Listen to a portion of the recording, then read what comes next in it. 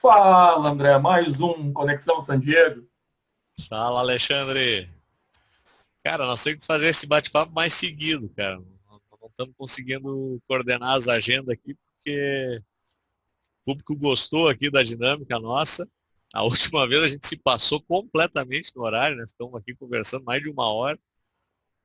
Mas, na verdade, não é achar a agenda, que nós temos que fazer é gravar as nossas reuniões, né? O Gravar as reuniões, exatamente. pessoal não sabe, pessoal que não está vendo pela primeira vez, né? O Conexão San Diego surgiu, primeiro, porque eu moro em San Diego, aqui na Califórnia, e o André está cuidando do nosso negócio do Brasil. Isso E aí. E aí fica, cada reunião que a gente faz, a gente começa a filosofar, né? Arruma um monte de problema para resolver logo em seguida. E aí um dia nós conversamos assim, puxa, isso aqui devia conversar com a nossa audiência, expor para eles. Por que a gente não grava então, né? E passamos então a gravar algumas Isso aqui, reuniões. isso aqui, isso aqui dá um programa, né? É, e como tudo que a gente faz, né, a gente faz algum teste e tal, e como o pessoal gostou, estamos aí de novo falando sobre qualquer assunto, né, André? Tudo que envolve finanças, a gente conversa, né? Cara, eu tenho gostado muito, tá? Dentro daquela linha que a gente vem trabalhando de trabalhar a questão patrimonial das pessoas, né? O conceito de acumulação de riqueza, tudo mais. Eu me lembro que até acho que um dos primeiros temas foi a questão de juntar 1 milhão, de que isso hoje, 1 milhão hoje quase não é mais dinheiro, né? Não desprezando quem juntou 1 milhão, não é nada disso, mas no sentido que hoje tu não é livre financeiramente com esse recurso, né? E a gente trabalhou uma série de outros aspectos e eu até acho legal contar essa história aí que teu irmão parece que esteve no Brasil há 2 semanas atrás, né? E acho que é É, um tema que eu vou te dizer me incomoda muito. É algo que eu jamais vou querer para mim e eu vou trabalhar o máximo possível que eu puder para os meus clientes isso, que é a questão de tu envelhecer e depender dos teus filhos na velhice. Tá? Eu acho isso terrível, né? cara, E essa história, né, bem. Até fica. Eu fico um pouco emocionado quando eu vou falar disso aí, porque eu fiquei bem chateado quando o meu irmão passou agora alguns dias no Brasil. E quando ele voltou, ele me contou, uma pessoa que a gente conhece, foi muito próxima a vida inteira. Essa pessoa teve um câncer, que está cada vez mais comum hoje em dia, né? Teve um sim, câncer e conseguiu curar o câncer, mas aquela questão, eu não sou especialista, tá? Mas tem aquela questão do câncer pode voltar sempre. E acabou voltando, tá? Acabou voltando e agora com uma força muito maior do que veio a primeira vez. E os médicos deram para ele agora pouco mais de um mês de vida. Né? Parece que a situação está muito complicada. Mas o que acontece, né? A gente vai chegando ao fim da vida, tipo, tem duas certezas na vida, né? Tem que pagar imposto e que nós vamos morrer, né? Duas coisas certas na vida. E ele, está tendo um final de vida muito diferente do que ele podia imaginar, porque ele tinha uma renda, nunca foi rico, tá? Mas nunca passou dificuldade. E essa renda dele ela foi diminuindo ao longo a idade foi aumentando e a renda foi diminuindo, como acontece com praticamente todo mundo, né? principalmente quem faz a aposta ainda naquele antigo modelo do INSS, né? Isso. Eu acho que só quem se livrou desse problema são funcionários públicos. Eu acredito que eu não sei exatamente que andaram tendo reformas no meio do caminho, mas eu acho que ali por 2006, 2007, o Lula andou fazendo uma reforma que mexeu na questão do funcionalismo público. Eu acho que a Dilma fez uma também. A da Dilma eu tenho quase certeza absoluta que já não é aquele salário integral, né? Então, eu diria assim, ó, quem ainda mantém são aqueles que conseguiram se aposentar ali, eu acho que antes de 2006, 2007. Então, Mas são poucas pessoas, tá? Então no caso até, dele, até para o Brasil é bastante gente, por isso que até está se trabalhando a reforma da Previdência, que o Brasil tem esses privilégios, esses bolsões, né? Mas, sob o ponto de vista de contexto de população, é pouca gente, né? Enfim, não era isso que eu queria falar, para nós não entrar aqui e se perder, voltando à questão, então, da média da população brasileira, que não consegue ter no sistema público de previdência o sustento para a sua velhice, vai ter lá um recurso, tem que complementar de um jeito ou de outro, seja continuando trabalhando até morrer, seja queimando o patrimônio, ou seja, contando com a ajuda dos filhos, quando os filhos podem ajudar, né?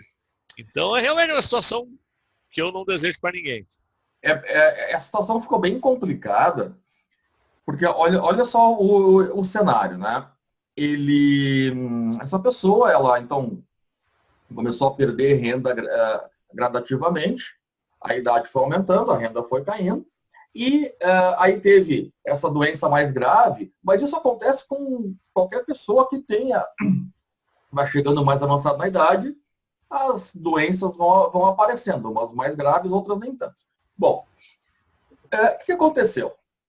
Ele começou a ter essa perda de renda e olha só como é louco, né? O carro ele não conseguiu mais trocar na mesma periodicidade que trocava e agora ele tem um carro um pouco mais velho que o normal que está dando bastante manutenção.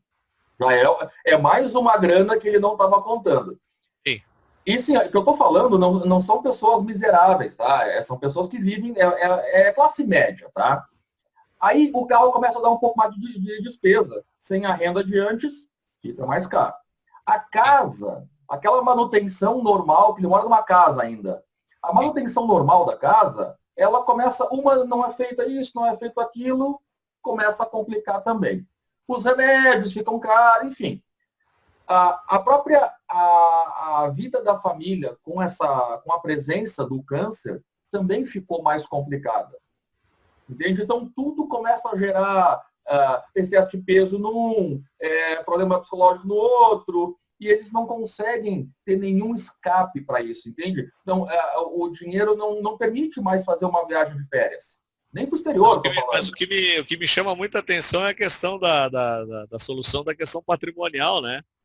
De ter que daqui a pouco queimar um imóvel que numa situação normal valeria mais de 1 milhão e tem que vender isso praticamente pela metade do preço, por controle de mercado e por pressa de vender, né? Eu acho que deixa eu explicar então essa situação que a gente falou um pouquinho antes, quando eu fiquei sabendo da notícia, né? Mas assim, essa pessoa mora numa casa que vale ali 1.300.000, 1.400.000 talvez. Como acontece, a região de Novo Hamburgo está muito ruim a situação, como outras regiões do Brasil nesse momento. Esse 1.300.000 o mercado já não paga. Já cai para 1 milhão, talvez aí a casa está mal cuidada, tem que fazer muita reforma e tal, já cai para 800. Então, coloca a venda na mesma rua, na mesma região, tem mais uma montoeira de casas na mesma situação. Então, aquele 800, quando for fechar negócio, vai cair para, sei lá eu quanto, 600, 500, eu não sei quanto vai ser isso. Mas já perdeu metade do valor. E o que é triste nesse caso é que essa pessoa está tendo que, depois de viver a vida inteira, está tendo que abrir mão do único patrimônio que sobrou, que a casa da praia já foi, o outro caso já foi também. E aí, então, agora tem que colocar a venda, tem que entregar, na verdade, porque não consegue mais nem manter a casa. Bom, vamos lá, como é que resolve isso? Aquela questão os filhos ajudam, né? Só que nesse caso... Se os filhos puderem ajudar, né? Também tem isso. Podem ajudar nesse caso. E aí tem um negócio que a gente até estava trocando uma ideia antes, que me chamou a atenção, né? Tu pega numa situação normal, olha só o que é tu transformar um patrimônio que tem valor em um valor muito mais baixo e que se tu tivesse numa outra situação, tu simplesmente faria exatamente o contrário, né? Porque é uma região relativamente nobre, eu conheço essa região da qual tu está falando.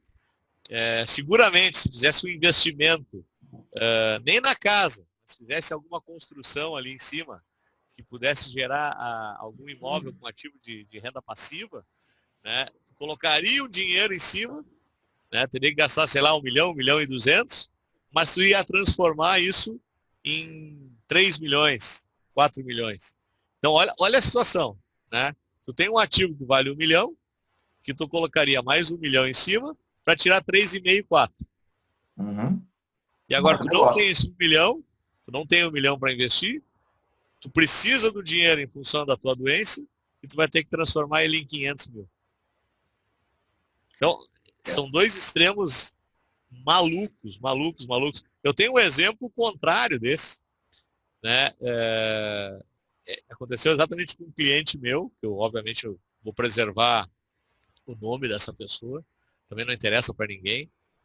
Ele foi atingido de uma doença rara, né? Que é a ELA, né? Que é a esclerose lateral amiotrófica, não sei se todo mundo aqui conhece, mas o fato é que é uma doença que tu vai te deteriorando fisicamente, tu vai perdendo teus movimentos, vai perdendo inclusive a capacidade de fala, o teu físico tu vai envelhecendo de forma super rápida e teu cérebro fica inalterado. Não consegue imaginar, tu é prisioneiro do teu próprio corpo, né? Então, infelizmente esse meu cliente foi acometido dessa doença rara. Qual a idade dele, André? Tem Na ideia da época idade? ele tinha 56 quando aconteceu. Agora já fazem 8 anos isso. Só que foi uma pessoa que teve uma preocupação já desde cedo em questão patrimonial. Ele conseguiu juntar tanto patrimônio não só de dinheiro, também a parte de investimento em renda passiva, em empresas, em imóveis. Essa pessoa está tendo, ela não faleceu ainda, ela está tendo condições de bancar uma estrutura muito pesada, porque tem que ter pessoas para ajudar, tem que ter equipamentos, tem que ter inclusive questão de cirurgias no meio disso, isso custa uma fortuna. E não tem cobertura de plano, né? Esse tipo de doença tu tem que bancar na pessoa física. Nossa. E, no entanto, ele tem condições, ele se ele não tivesse dinheiro já tinha morrido, começa por aí, né? Agora ele já está com 8 anos, continua, sob o ponto de vista cerebral, hiper saudável. Inclusive, tive um contato com ele há 6 meses atrás. Com a esposa dele, a gente fala de forma mais seguida, porque eles continuam meus clientes aqui. E ela me conta, ela me atualiza como é que estão as coisas. Mas esse é o exemplo contrário, né?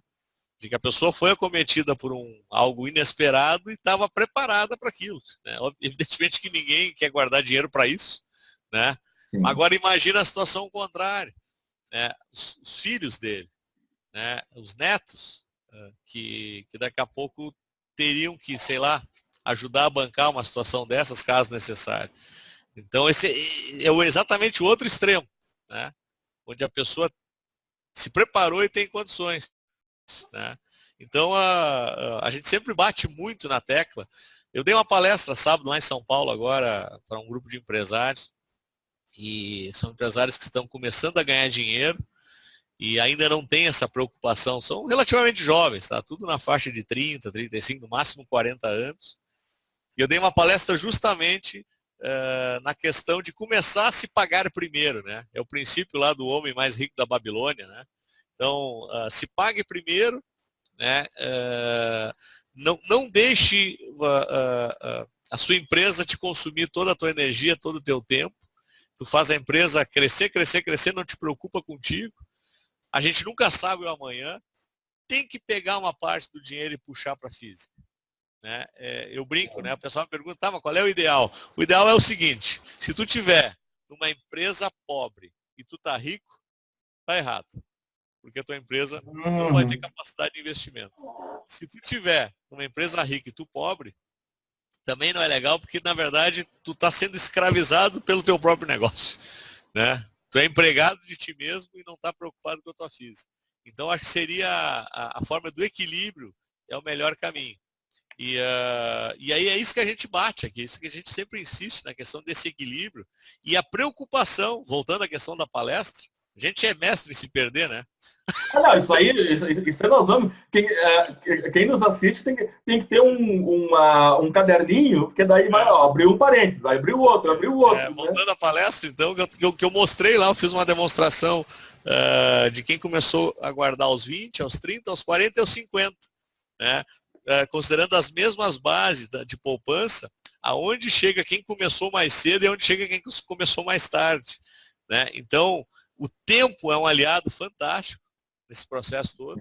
Não, quanto mais cedo puder começar, Não interessa se tiver 20 anos, 22, 25, 30 anos, não interessa. André, aí tem uma coisa que eu ouvi agora esses dias, é interessante. Teve um caso desses publicitários famosos. Ele disse o seguinte: tu pegar o jovem, tu falou, são empresários lá até os 40 anos, talvez, e estão ganhando Sim. dinheiro. Sim. É muito complicado tu mostrar para essas pessoas que eles não são indestrutíveis. Sim. Eu quero usar um exemplo. Tu pega um jovem, agora não é mais tão bom esse exemplo, mas o jovem com 18 anos que fuma, tá? Cara, tu vai dizer para ele que o cigarro faz mal? Ele tem dentro dele, ele acredita que ele é indestrutível. Ele acredita que nada vai acontecer, ele não tem doenças, ele não tem tudo isso. Agora, daí o cara pegou e disse, eu tinha que vender cigarro para essa companhia que era meu cliente. Sabe o que ele fez? Ele pegou eles com essas empresas imperialistas, eles vão dominar o mundo com o dinheiro que eles têm, e quando tu fuma, tu dá dinheiro para eles. Aí, então, como eles são um pouco rebeldes, né, o jovem, ele fez os caras pensarem por não vou dar dinheiro para essas empresas. Interessante. O que isso tem a ver com esse assunto? Quando tu pega a pessoa pegar o que eu trouxe lá, esse meu conhecido, que tem uma doença séria e não tem dinheiro para manter. Ele sempre levou a vida dele com eu não leio a mente do cara, mas de uma maneira que, olha, eu sou indestrutível, eu sempre posso depender do meu salário, da minha renda, né? Sim. Enquanto que esse teu outro cliente, que tem ela, ele já desde o início sempre balanceou um pouco, né? Viver e gastar, usar o dinheiro para viver e Sim. fazer uma reserva. Tanto é que hoje eles têm vidas diferentes, tendo uma doença, não sei se dá para dizer parecida, mas de uma doença séria cada um tem, e 2 cenários bem diferentes, morando na mesma cidade, inclusive, né? Sim. Interessante, né? E eu vi agora, há pouco tempo agora, minutos atrás, eu cliquei num vídeo do Rafinha Bastos, cara. Eu não sei se todo mundo conhece, né? Mas o Rafinha Bastos agora... Grande cara, Rafinha Bastos, uma figura. Tenho saudade dele do CQC ainda. É uma figura muito... Ele é um cara que é amado ou odiado, né? E, cara, eu tive a oportunidade... Sabe que eu gosto dele, Eu gosto desse cara. Às vezes ele me deixa um pouco bravo também, mas eu gosto do jeito que ele lida com as coisas. E eu tive a oportunidade de assistir ele 2 vezes ao vivo aqui em San Diego. Cara, foi muito legal, um cara, gente finíssima. Depois do show, consegui conversar com o cara, mas enfim. Ele fez Cara, ele é muito bom porque ele arrumou uma briga com o Nando Moura, lá, do curso do Mestres do Capitalismo. Tá? E aí... acho que ele é guitarrista também, ele também tem curso de música. Isso, cara, isso mesmo. Bom, isso. Eu não sei como é que começou essa história, mas eles arrumaram uma briga lá, e aí eles ficam publicando, um publica um vídeo contra o outro e tal. Só que, cara, o Rafinha, ele foi muito feliz, na minha opinião, nesse último vídeo dele, que ele coloca assim, eu sou o verdadeiro mestre do capitalismo. Tá? E não aquele outro lá, não sei o quê. E aí, o que ele colocou? Que o Nando Moura tem lá 2 Mustang na garagem. Tá. O que ele tem que fazer? Daí ele brincou ainda, né? O cara mora em São Paulo, tem um Mustang que vai a 500 por hora e a cidade anda a 40. Cara, não faz sentido ter um Mustang no cenário desses. E ele tem o seguinte, sai de casa, anda 15 minutos, volta, tranca tudo, fecha, põe lá, para ninguém saber que ele tem esse carro. E então é um patrimônio bastante grande que fica dentro de casa. O que o Rafinha colocou? Ele disse, olha, cara, se tu gosta de carro, se tu tem paixão, teu sonho é ter isso, não sei o quê, vai em busca. Só não vive em função disso, tá? Pode ter um carro de 1 milhão? Claro que pode ter. Mas, meu amigo, tu tem que ter 100 milhões, tu tem que viver um outro cenário. O Rafinha colocou uma coisa que me chamou muita atenção, e isso eu sei que nós pensamos igual, e muita gente que está nos assistindo pensa da mesma forma. O dinheiro serve para te trazer liberdade. Até um parênteses que eu comentei que eu fui a São Paulo esse final de semana dar essa palestra. Eu aproveitei e levei minha esposa junto e minha filha está fazendo intercâmbio no Canadá. E aí a gente estamos solteiro, né? E aí, já que eu tinha que ir a São Paulo dar essa palestra, eu convidei ela, vamos juntos. Ela estava dando uma volta lá no... Oi? Agora tô com ciúmes. E aí, a gente foi dar uma volta lá no shopping JK, em Iguatemi. Aham. Tá bem próximo onde eu estava hospedado, né? E é um shopping de classe média alta, até classe alta de São Paulo. Tem as principais marcas de grifes mundiais estão lá. E a gente passou na frente da Chanel, e aí me chamou a atenção, né? Tinha um sapato exposto na vitrine, o sapato custava acho que 6 ou 7 mil reais, e tinha uma bolsa do lado que combinava com aquele sapato, e a bolsa custava 36 mil reais. Uia. E aí a minha mulher chegou e disse assim, mas será que tem gente que compra um negócio desse? Daí eu disse, olha, se tá aqui, alguém compra, né? Daí, mas como? Isso é um desperdício de dinheiro, pagar 36 mil reais numa bolsa, né? Eu disse, não, sob o ponto de vista de diferenças sociais, né? Se o cara for entrar nessa linha sociológica de pensamento, sim. Mas tem que entender que tem gente que tem muito dinheiro, né? E que precisa gastar esse dinheiro de alguma forma, né? E é muito dinheiro mesmo, são bilhões, né? Já existem vários bilionários no Brasil e vários milionários fortes, né? Estão a caminho do bilhão. Então, uma pessoa que tem um patrimônio dessa magnitude, dinheiro já não é mais problema na vida, né? E ela precisa se dar esse mimo, esses luxos, né? Por isso que surgem essas grifes luxuosas no mundo inteiro e oferecem esses produtos. Por quê? Porque tem essa questão exclusiva, né? Essa coisa, essa aura de que só eu vou ter, né? Isso que é Então, interessante. tem algum problema nisso? Não, se a pessoa pode ter, se aqueles 36 mil reais que ela paga na bolsa significa a mesma coisa que eu gastar 36 mil num lanche, né? 36 reais num lanche, né? Não tem problema nenhum nisso. Não quero entrar em juízo de valor, tá? Não, de maneira alguma. Pensa assim. Não vamos entrar aqui em tese sociológica, não é nada disso. É só o seguinte, o cara tem muito dinheiro, faz o que quiser com ele, né? Entre eles, gastar 36 mil reais numa bolsa. Eu jamais faria isso, né? Mas respeito quem faz.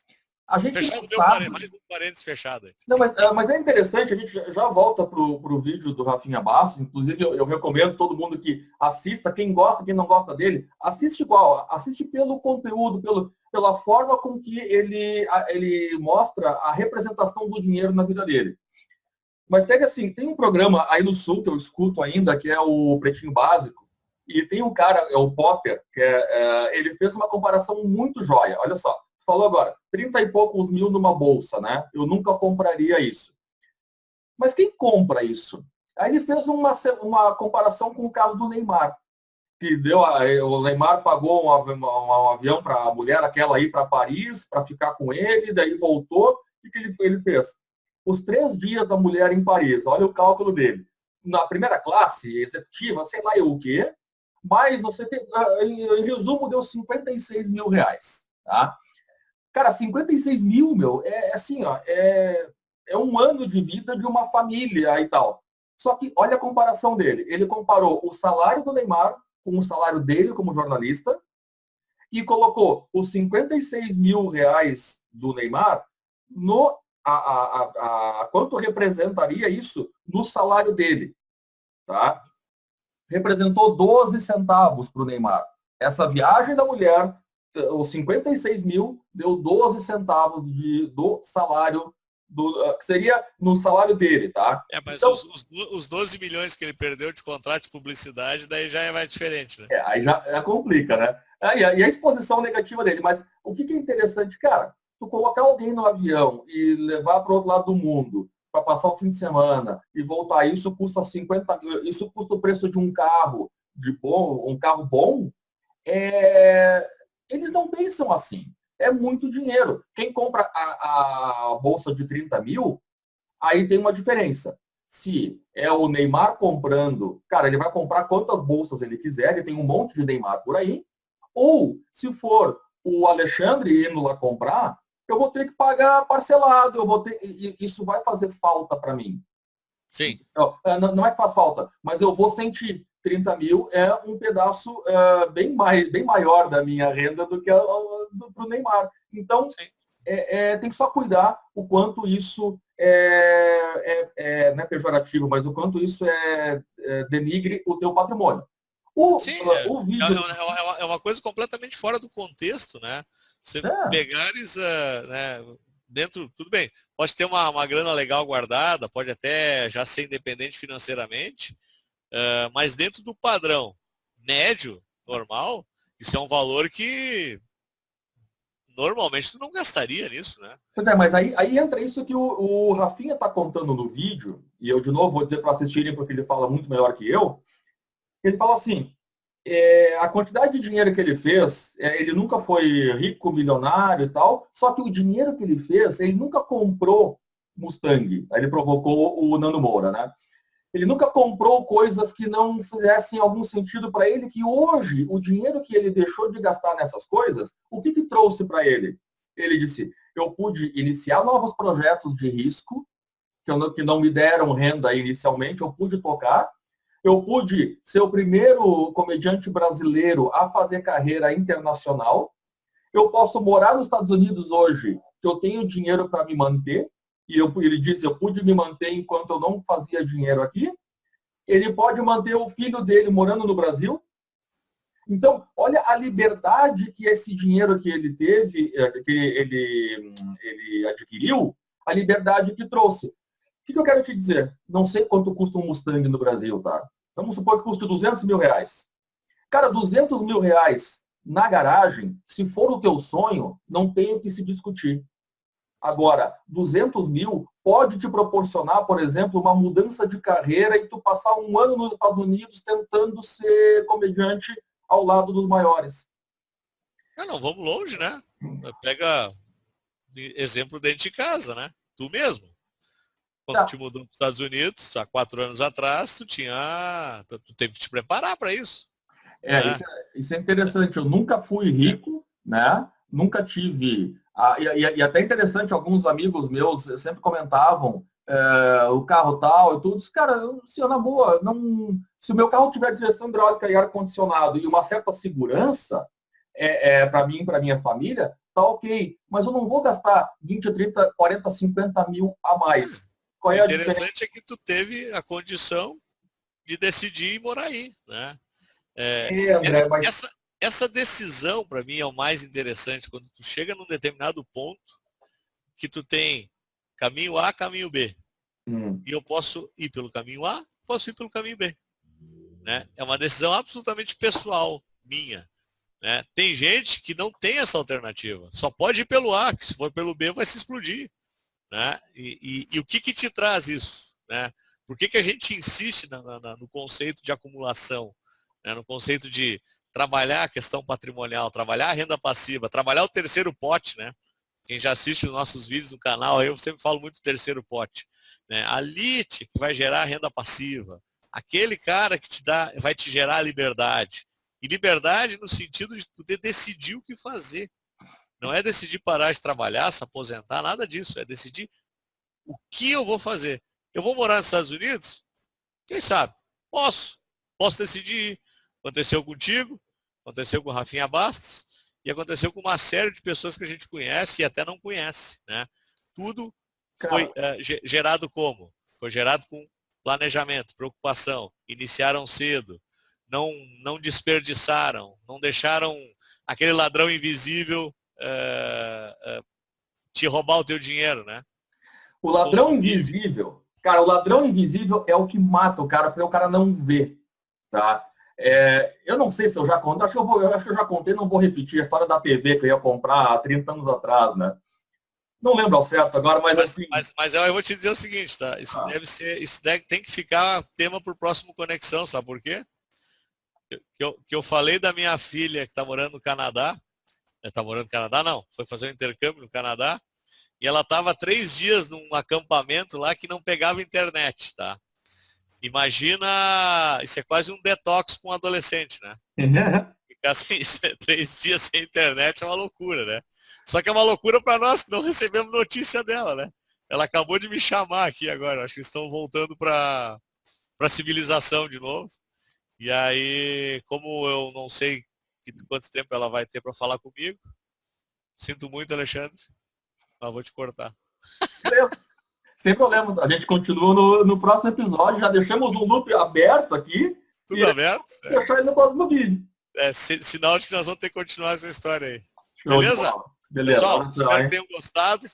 Até o nosso próximo Conexão San Diego. Abração a todos. Tchau, tchau.